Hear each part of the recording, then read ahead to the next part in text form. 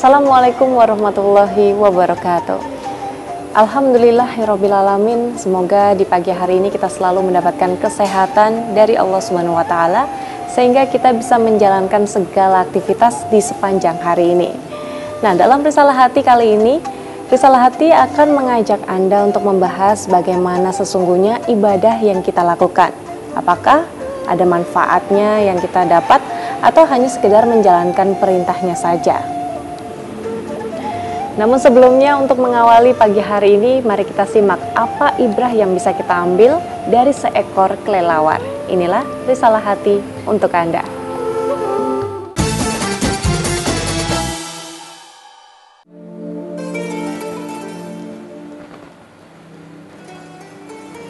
Assalamualaikum warahmatullahi wabarakatuh. Bismillahirrahmanirrahim. Alhamdulillahillazi hadana ila tariqis sa'adah. Walhamdulillahi wa syukrulillahi ala ni'amihi ghairil muta'addidah. Wassalatu wassalamu ala sayyidina Muhammadin sallallahu alaihi wasallam wa ala alihi wa ashabihi wa man tabi'ahum bi ihsanin ila yaumil qiyamah. Amma ba'du. Dulur, apa kabar?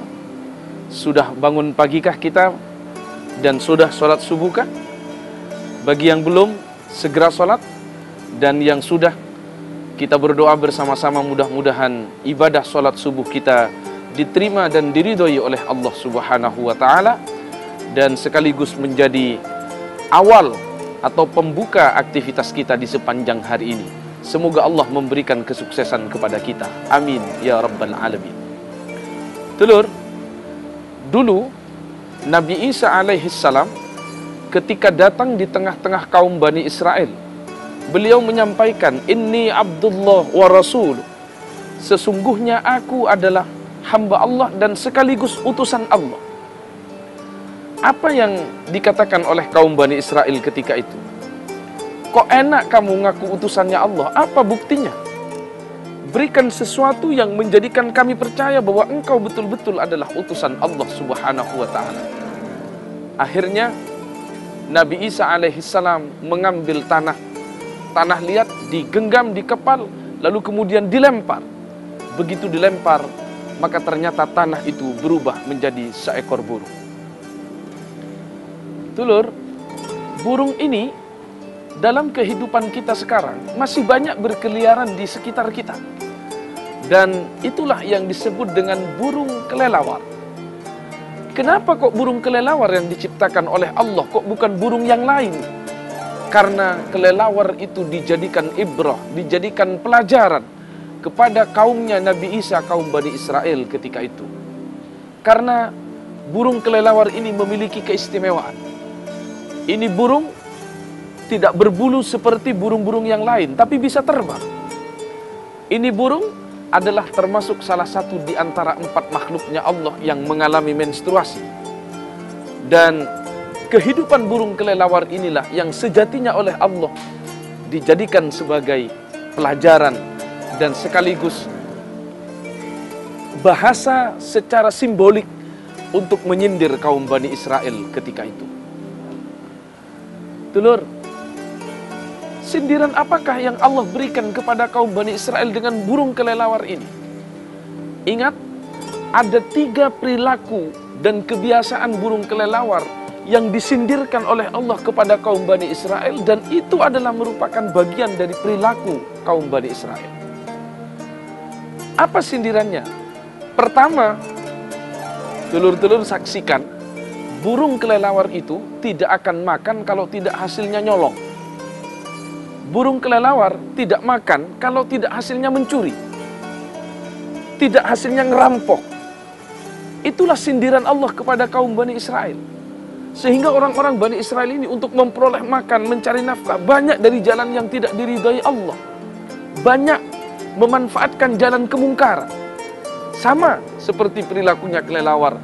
Kalau mau makan, dia tidak pernah kulonowun, permisi, minta izin, lalu minta dulu, tidak. Dia hidupnya makan dari hasilnya mencuri. Yang kedua, apa sindirannya Allah kepada kaum Bani Israel dengan burung kelelawar itu? burung kelelawar ini kalau siang dia tidur, kalau malam begadang. Artinya apa? Orang-orang Bani Israel itu disindir oleh Allah dengan kehidupan burung kelelawar, di mana orang-orang Bani Israel ini senang berjalan di kegelapan. Tidaklah senang berjalan di alam yang terang. Maknanya adalah ketika ada nur Allah, hidayah Allah tidak pernah masuk di hatinya, dia atau mereka kaum Bani Israel selalu berjalan di dalam dunia kegelapan, kezaliman, kemungkaran dan kemaksiatan. Yang ketiga, sindirannya Nabi Isa, sindirannya Allah dengan meminta Nabi Isa tadi melempar tanah menjadi burung kelelawar. Karena yang ketiga, burung kelelawar ini mirip dan mungkin sama persis dengan kelakuan kaum Bani Israel. Apa yang ketiga? Lihat, burung kelelawar ini berbeda dengan burung pada umumnya. Kalau burung pada umumnya tidur, kakinya di bawah, kepalanya tetap di atas. Tapi kelelawar ini berbeda. Dia kalau tidur, kakinya di atas, kepalanya di bawah. Maknanya apa? Orang-orang Bani Israel itu bukan hanya di zaman Nabi Isa, tapi sampai hari ini kita menyaksikan mereka selalu bertingkah pola ingin berbeda dengan orang pada umumnya, dengan umat pada umumnya. Yang lain senang kedamaian, Israel senang perang. Yang lain senang berunding, mereka senang memberontak. Yang lain senang hidup damai sejahtera, mereka hidupnya serampangan. Dan mereka hidup penuh dengan tindakan kezaliman. Itulah pelajaran yang Allah berikan lewat burung kelelawar itu. Maka buat kita, dulur-dulur, ayo jangan sampai kita hidup seperti burung kelelawar. Kalau kita makan, carilah rizki yang halal.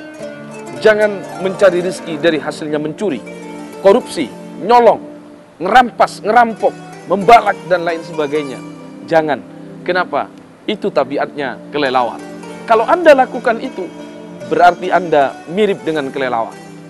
Yang kedua, kalau kita diberikan pencerahan, ada orang menasehati, hendaklah nasihat itu diterima sebagai sesuatu nilai yang bisa memperbaiki diri kita.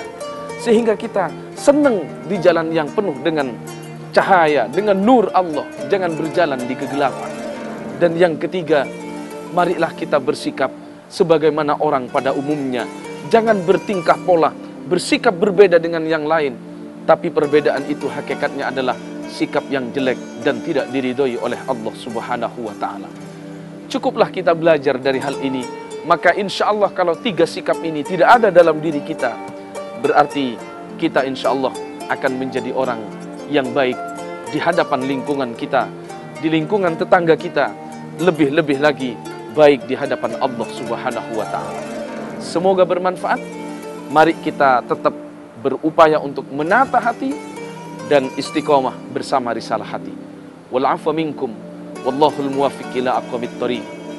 Wassalamualaikum warahmatullahi wabarakatuh. Mencari rezeki yang baik, menerima nasihat dengan lapang dada, dan bersikap layaknya manusia pada umumnya, itulah diantaranya 3 hal yang bisa kita lakukan dalam kehidupan agar bisa menjalani hubungan yang baik dengan sekitar kita.